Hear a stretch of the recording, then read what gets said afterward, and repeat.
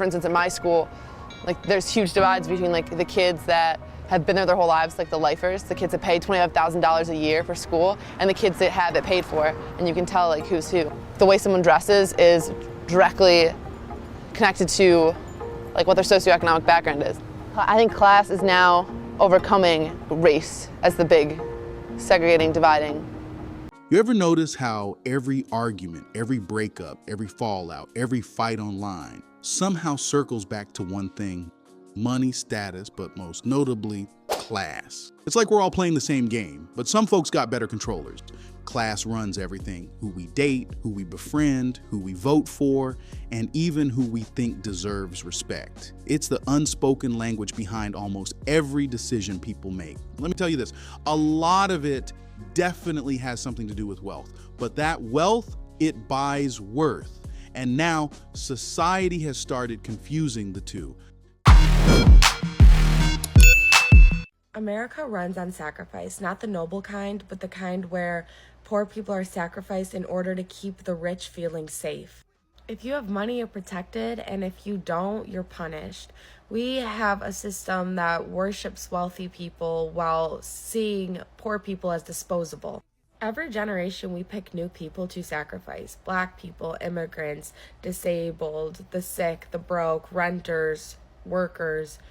We don't fix suffering, we just shift the blame. Class, the root of all evil. Now, I know that sounds dramatic, but think about it. Class doesn't just shape your bank account. It molds your relationships, your friendships, even your beliefs. It decides who you listen to, who you love, and who you judge. We've built a world where everything is graded, from your income to your Instagram. The wild part is, people don't even realize they're competing every single day. For what exactly? There's a lot we compete for, but let's focus on relationships first. Let's be honest, modern dating is more like business. Women have become the product and men have become the competition. Back in the day, men were measured by survival. Could you protect? Could you provide? Could you lead? Now, it's not about hunting buffalo or building fires. We're well past that, so it's more about bank accounts, business portfolios, and blue checks. That's the new hunt, the modern age status symbol. And women, they're not wrong for wanting stability, but what used to be about protection has turned into projection. She wants the man who looks the part, the one who can match her lifestyle or elevate it. It's no longer, can he build a home? Does he already own one? Thanks to that, a lot of good men are backing out of the dating game entirely. They're tired of being disqualified before they even get a chance to show who they are. Meanwhile, a lot of women are walking away too because they can't find men who fit the new financial checklist. So now we're at this contradictory crossroad. Men are frustrated and feel as though they'll never be enough. Women are disappointed and no longer know what to do about it. Both sides are lonely. All because class keeps shifting the definition of love. You open an app and you're presented with thousands of potential partners, endless options, more choice than any generation in human history has ever had. And yet we are statistically the loneliest generation that has ever lived. That right there is the paradox. Choice implies a fair market, a place where your authentic self can find another authentic self. But that's not what this is. The dating market isn't for connection. It is instead a market for status, a place where you're not trading personality or values, but what looks more like resume points, your job title, your education, your zip code, your follower count. It's a transaction, basically. However, when you frame human connection as a transaction, you defeat the entire purpose of partnership. The human cost is a collective loneliness that feels inescapable. To understand how we got here, we need to see how class quietly became the primary metric for who is worthy of love. None of this happened by accident. There was a fundamental shift from community-based dating to algorithm-driven markets. For most of history, you met people through your immediate social circle, your neighborhood, your church, your workplace. These were the built-in filters based on proximity and shared experience. You were judged by people who knew you from the get-go. 5. Dating apps are like a menu that disgustingly simplifies who someone is. They take all the complexity of a person and how they have relationships and whittle it down to essentially a marketing pitch, something that does not show you the reality of who someone is at all. People also don't understand themselves enough to accurately portray the reality of themselves. You probably have figured this out yourself. So it puts you in the position of having to meet them in person to see if, number one, they've accurately described themselves, or two, if they are a match to what you're looking for. Then came the online dating platforms. Now, their entire business model relies on engagement and not successful relationships. The longer you swipe, the more ads you see. So how do you keep people swiping? You design an interface that incentivizes the fastest possible filtering. You can't algorithmically quantify kindness or a shared sense of humor or similar experiences in a split second, but you can quantify a prestigious job title from a photo of a guy in a suit. You can quantify an expensive-looking vacation from a beach photo. You can quantify social proof from a high follower count. Hell, you can even quantify the comfort of someone's life based on how they dress normally and how they look. You might be broken pretty, but not even your prettiness can hide stress lines that only a costly treatment can fix. The design forces you to make snap judgments based on the most superficial, class-coded signals available. A well-connected network becomes the new form of currency. It's all about the perceived status of everyone you know. The result is that we're not even sorting for compatibility. Instead, we're essentially sorting for LinkedIn profiles, evaluating potential life partners with the same cold efficiency we'd use to hire an employee. And this creates a brutal hierarchy. The system tells you that if you just climb high enough, you'll find happiness. But the higher you climb, the more you realize the game is designed for you to keep climbing, never to arrive anywhere satisfactory. Everyone becomes a stepping stone. The person you're dating is never quite good enough because there's always someone with a slightly better job title, a slightly more impressive social media feed, a noticeably more well-connected family, just one more swipe away. It's a rigged game where even the winners lose because they're trapped in a cycle of perpetual upward comparison. This transition was seamless. We've outsourced our judgment to an algorithm that profits from our insecurity, and that insecurity is now monetized on a scale never before possible. Listen to me very carefully. Stop dating financially unstable people. You are not Bob the Builder. Can we fix them? No, we can't. Sex and money consistently rank as the top 2 reasons why couples fight. And money said, I'm top 2 and I'm not 2. Why would you want to build the foundation of your house on uneven ground and then worse, get the government involved so that you're legally bound together? And I'm not saying you should only date rich people. But to be financially stable, you do need to have a plan, and you definitely need to have the talk. Because if you wait until after you're married to ask, do you have debt or what's your net worth, you're making a huge mistake. Let's make this clear. This filtering doesn't exist in a vacuum. It coincides with the cruel economic reality that makes stability feel like a fantasy. The cost of admission for a successful relationship has skyrocketed. Love alone won't cut it nowadays. There's an unspoken checklist. Are they established? Can they afford a home? Are they debt-free?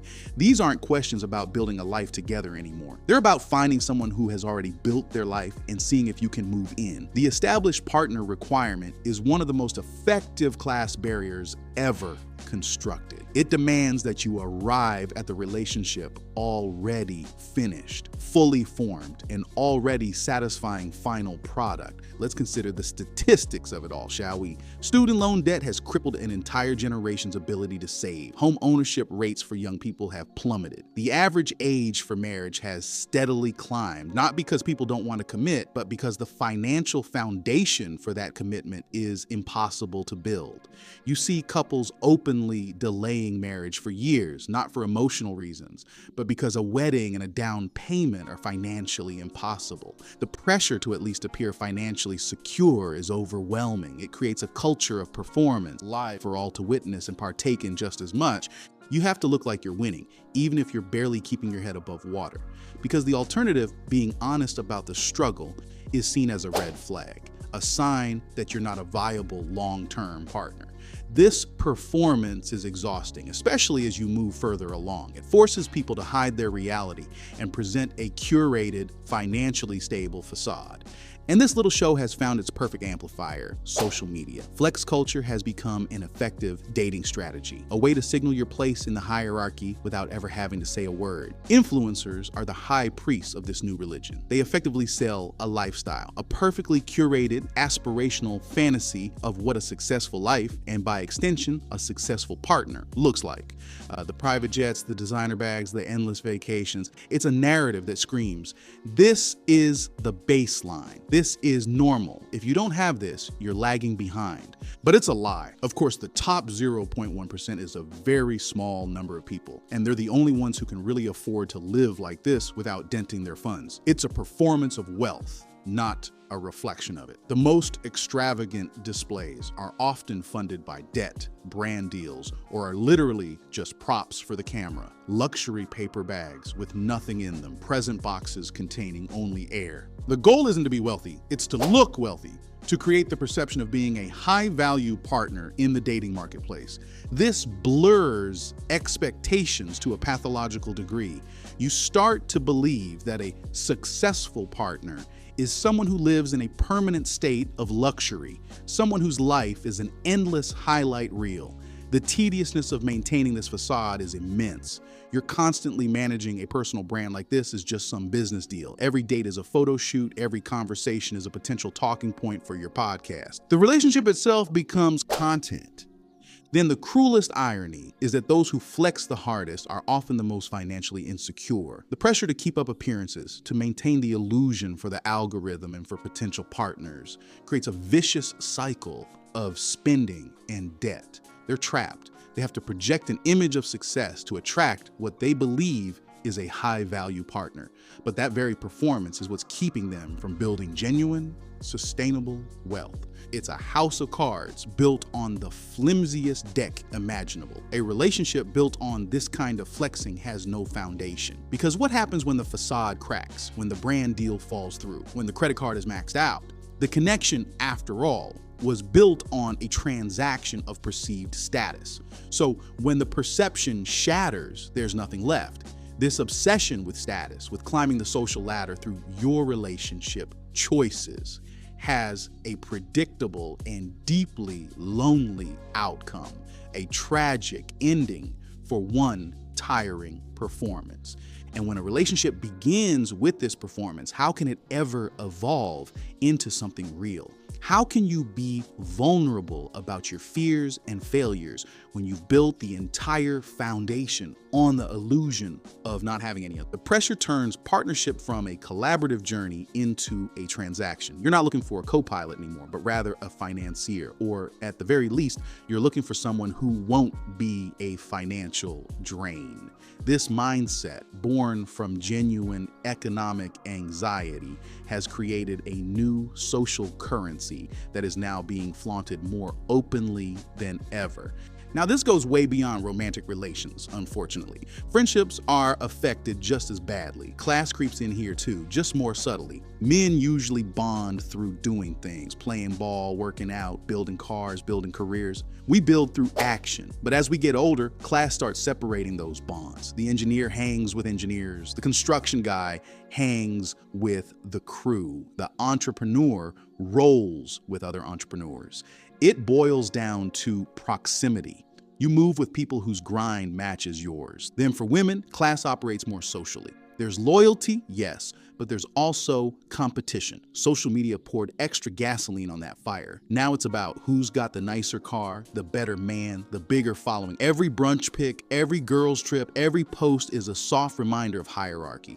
And even if they love each other, that subtle class tension never really leaves, because in this generation, women compare lifestyles. Who's leveling up faster? Who's sitting in the better circle? Friendships that used to be built on connection are now built on comparison. And that quiet envy is destroying more friendships than betrayal ever could. There's the distance and comparison, but then there is another factor that's messing up friendships as a concept for quite a bit now. I've said it before on a previous video on the job market. Connections mean everything. No, I'm not talking about the type of connection you build with a person you have deep talks with and share your fears or dreams with. I'm pertaining to connections in the context of still climbing the hierarchy, specifically the one concerning your career. To give our modern era some credit, the connections game has always been a thing. In history, being allies with the right people could propel you to a certain victory. Making the right deals and striking the right conversations led to big results in the long run. So realistically, networking and getting friendly with people of great reach has always made sense. Though I have to say, this has gotten more amplified with the increasing financial struggle of today. As mentioned earlier, cost of living has skyrocketed dramatically. So now it's difficult to afford basic comforts without having a good standing on the class scale in the first place. The middle class is vanishing, and we're all a concussion away from losing thousands of dollars over a simple ambulance ride. The middle class is dead, and you can tell because the financial advice being given right now is to cease doing the things that define a middle class lifestyle so that you can get by. When the middle class rose to prominence in the 50s, it was accompanied by a boom in areas like department stores and franchises that sold merch and opportunities for to pay for entertainment and vacations. It was accompanied by the rise of unnecessary spending, in other words, of expendable income. Being middle class is fundamentally about having expendable income without having it in such opulent extremes that you're really rich. And what's the financial advice people are giving right now that they seem to think is going to solve everybody's personal financial issues? Don't go out to eat, don't go on vacation, don't buy name brand stuff, buy your clothes off the sales rack. Not participating in those things fundamentally removes you from the middle class. Department stores literally came into existence alongside the middle class because people wanted new clothes without the cost of tailor-made clothes. These things are the things that define the middle class. The middle class is supposed to be able to go on vacation. They're supposed to be able to go out to eat to a fairly nice restaurant every now and then. They're supposed to be able to go to concerts and buy name brand groceries without that breaking the bank. And not only is the middle class supposed to be able to do that without taking on a ton of debt, they're supposed to be able to do that while also putting a significant amount of money in savings. Because capitalism, first and foremost, is supposed to give us the ability to take care of ourselves for our entire lives. If you cannot comfortably afford to do those things, you're not middle class. People who claim otherwise do so because there is less economic and social unrest if you think you're middle class. If you at least think you're middle class, it gives you a false sense of security, and it makes you less likely to realize that capitalism is pooling all of our resources at the top of the economic pyramid while degrading the lives of everybody beneath a certain point. So how can you get a chance to reach that good standing? One of the more effective ways really is by shooting your shot at friendship with well-connected people. That move, once executed correctly, can make you well-connected yourself. It doesn't matter if the small talk is grating or if you could care less about each other personally. If there's some use you bring to each other, then there is room for connection. None of these people will visit you in the hospital, nor would you likely visit them back, but that hardly matters. What matters is that they're getting extra clout and you're getting someone who's willing to vouch you to the hiring manager. Simple, transactional, impersonal. Real friendships still do exist, no doubt. But for a lot of people, it no longer is just a sweet personal thing between people of similar wavelengths. It has morphed into a means to simply gain more value. A lot of us are nervous to say anything right now, and I get it. Because me too. What's playing out in the media is exactly what they want. They want us angrier at each other, more hateful, and more divided. They trigger us into thinking our neighbor is the enemy instead of looking at who's actually pulling the strings. Because the truth is, we have more in common with each other than we'll ever have with the richest CEOs and the media giants or the people in power who profit from our division. And let's not forget, deaths have been mocked and in some cases even imitated on both sides.